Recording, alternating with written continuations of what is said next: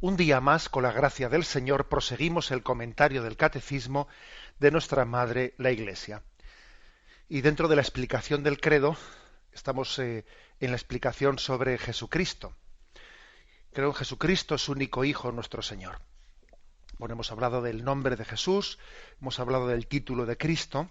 Ahora pasamos al siguiente apartado, al título de Hijo único de Dios. Bien, son 5 puntos, posiblemente pues los daremos en 2 sesiones. ¿Qué significa, qué supone decir de Jesús de Nazaret que es Hijo único de Dios? Como veis, aquí se matiza mucho y se quiere explicar con detalle todo lo que ello supone, haciendo también un recorrido en la Sagrada Escritura de lo que ese término de Hijo de Dios supone. Pero claro, de Jesús no decimos únicamente que sea Hijo de Dios, decimos que es Hijo único de Dios.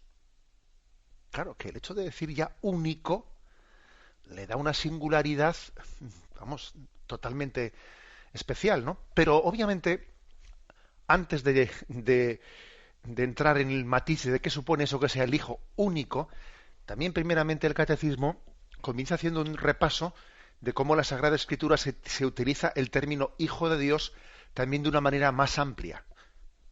O sea, a veces se utiliza de una manera así más restrictiva, como este caso, ¿no? Hijo único de Dios, pero también en la Sagrada Escritura se utiliza de una manera pues, más genérica, para entendernos. Bueno, entonces el punto 441 dice: Hijo de Dios, en el Antiguo Testamento, es un título dado, bueno, entonces ese título de Hijo de Dios, claro, no de Hijo único de Dios, no, de Hijo de Dios es dado de una manera más amplia. Pero en primer lugar, se le da a los ángeles. Uno ve que en el Antiguo Testamento hay textos en el que a los ángeles se les llama hijos de Dios. Por ejemplo, leéis el inicio del libro de Job, y allí, pues en el versículo 6 dice: el día que los hijos de Dios venían a presentarse ante Yahvé, vino también con ellos el Satán. O sea, los ángeles se presentaban ante Dios y Satán también se presentó y empezó allí pues a sembrar cizaña, ¿no? Contra Job. Sí, ese Job es un hijo muy fiel, pero claro, porque tú le has bendecido. Vas a ver, deja de protegerle. Bueno, ese es el contexto. Pero ahora lo que nos interesa no es contar la historia de Job. Lo que nos interesa es decir que cuando los ángeles se presentan delante de Dios, dice el libro de Job, el día que los hijos de Dios se presentaron ante Yahvé. O sea, los ángeles les llama hijos de Dios.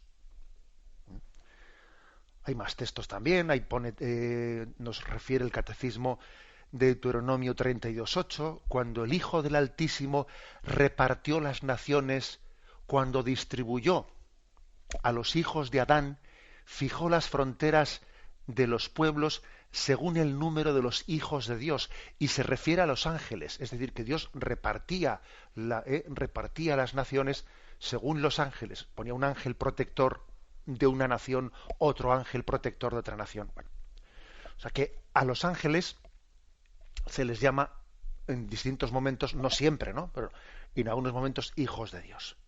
También se le llama hijo de Dios al pueblo elegido, al pueblo de Israel. Y por ejemplo, Éxodo 4:22 le dice a Moisés, ¿no? Y dirás al faraón: así dice Yahvé, Israel es mi hijo, mi primogénito. Yo te he dicho, deja ir a mi hijo para que me dé culto, deja marcharle al desierto.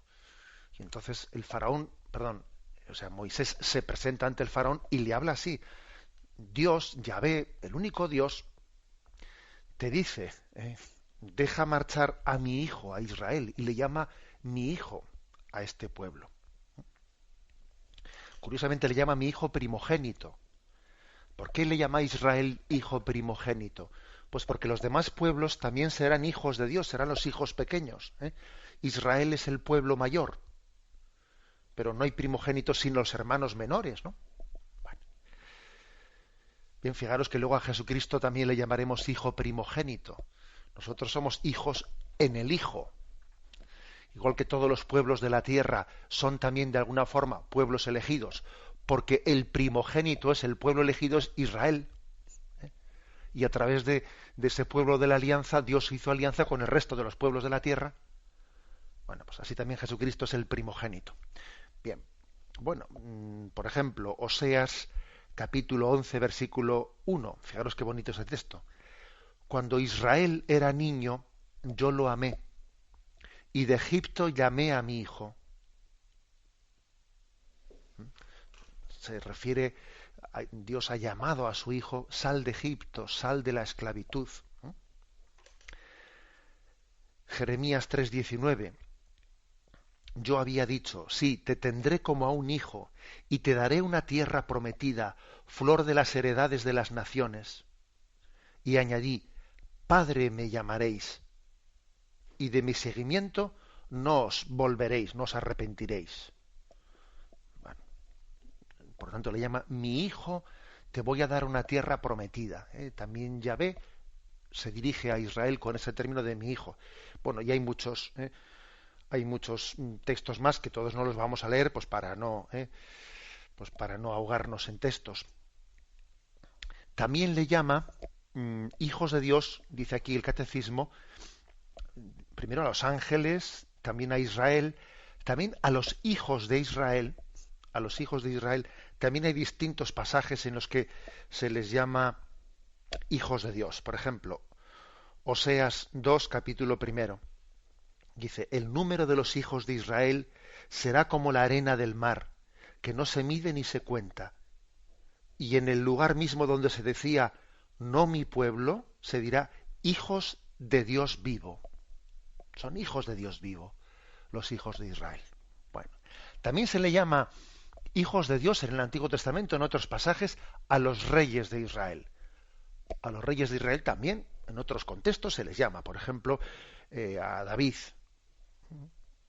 Segunda Samuel, capítulo 7, versículo 14, dice, Él constituirá una casa para mi nombre, y yo consolidaré el trono de su realeza para siempre.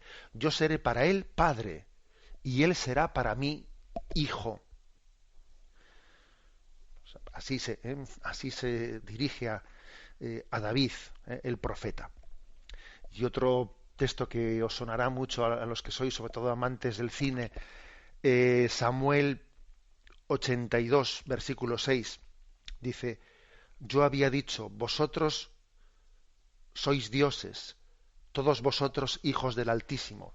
Digo lo del cine porque en esa película famosa de dioses y hombres, sobre aquellos mártires, los monjes de Argelia que fueron martirizados, una película bellísima de dioses y hombres, pues prácticamente el lema con el que nace, o sea, con el que se inicia la película es este, ¿no? Vosotros sois dioses, ¿no?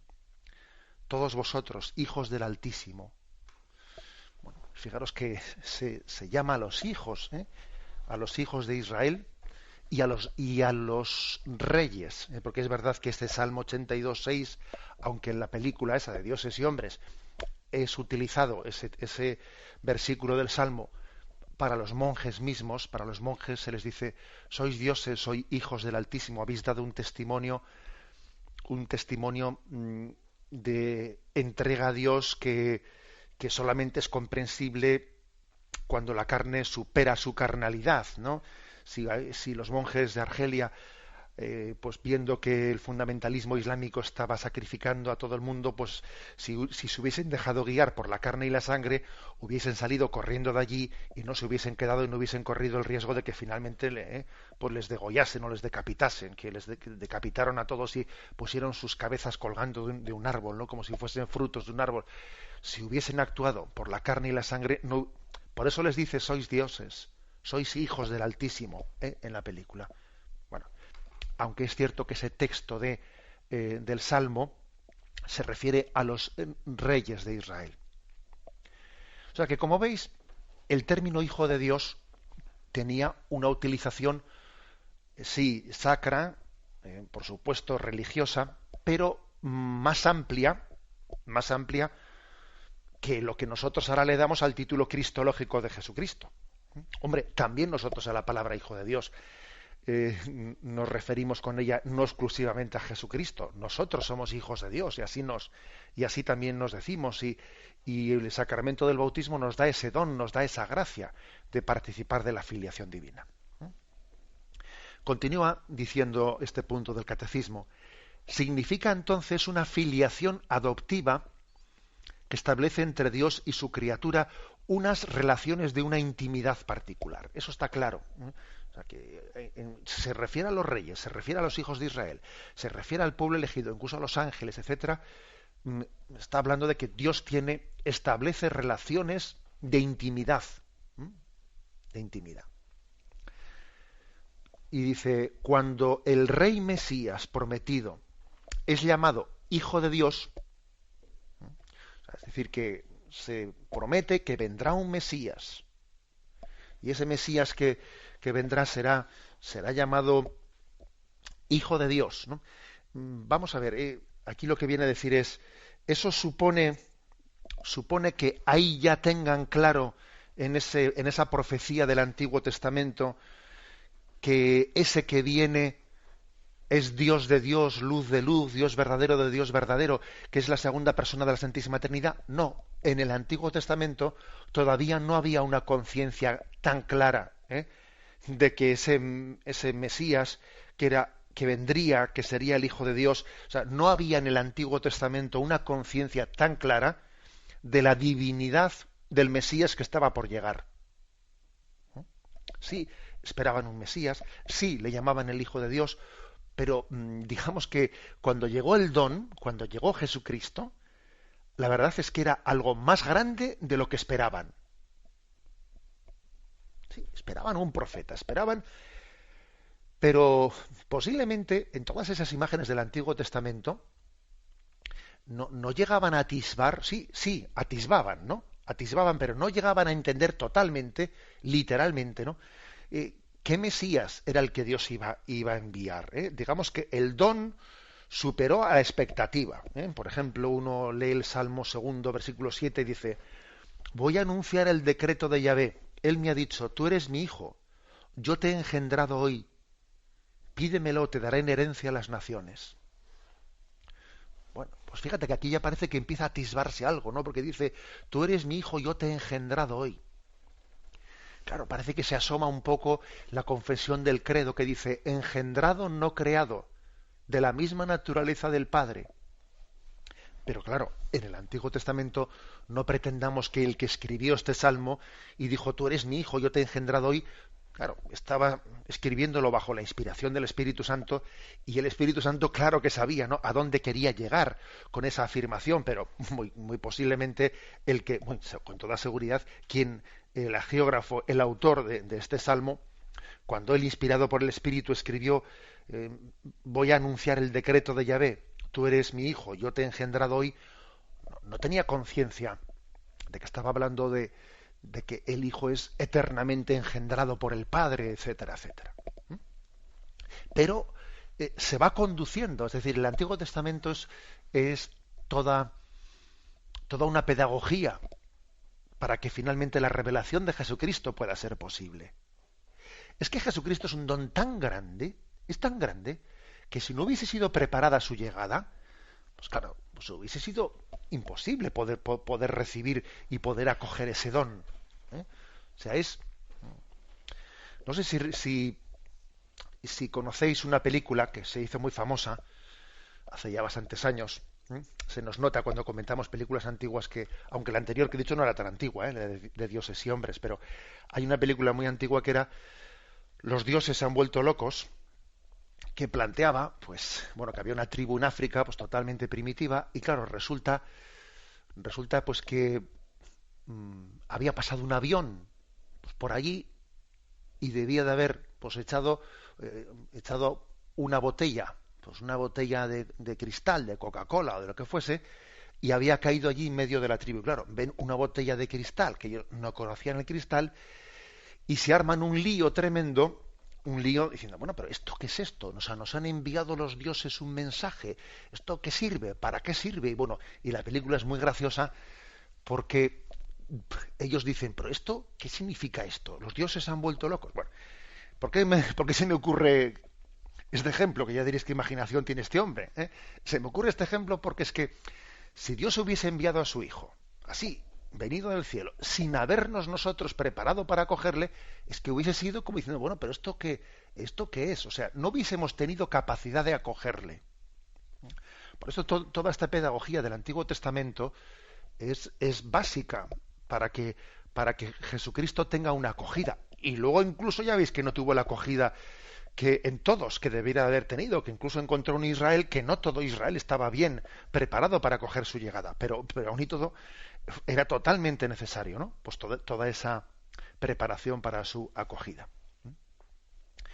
Es decir, que cuando se dice el Hijo de Dios, no se entiende desde el principio totalmente lo que nosotros hemos llegado a entender que es Jesucristo. Por ejemplo, dice Mateo 27:54, ¿no? Por su parte, es el momento en el que Jesús muere en la cruz, y dice, por su parte el centurión y los que con él estaban guardando a Jesús, al ver el terremoto que hubo después de la muerte de Jesús, ¿no? Y lo que pasaba, se llenaron de miedo y dijeron, verdaderamente este era hijo de Dios. Bueno, pues probablemente el centurión y los que estaban allí, cuando dijeron esa expresión, verdaderamente este era el Hijo de Dios, no tenían conciencia de todo lo que estaban diciendo. ¿Eh? Lo dirían como diciendo, este era un hombre especial, este era un hombre de Dios, porque fíjate de qué manera ha muerto, y fíjate cómo la naturaleza parece que ha acompañado su muerte, y aquí ha habido un terremoto, y ha habido una tempestad, y eso arrancaría de ellos, ¿no? Algo así parecido a lo que en el Evangelio de Lucas, que es el paralelo de este texto en 23:47, el centurión al ver lo sucedido decía, ciertamente este era un hombre justo. O sea, en Mateo dice, verdaderamente este era hijo de Dios.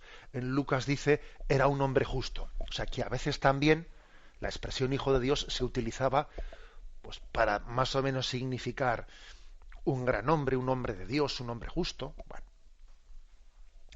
Pero claro, aquí no termina la cosa, ¿eh? La cosa va creciendo, o sea, ese término, dependiendo de la forma en la que se ha utilizado, cada vez va teniendo más significado.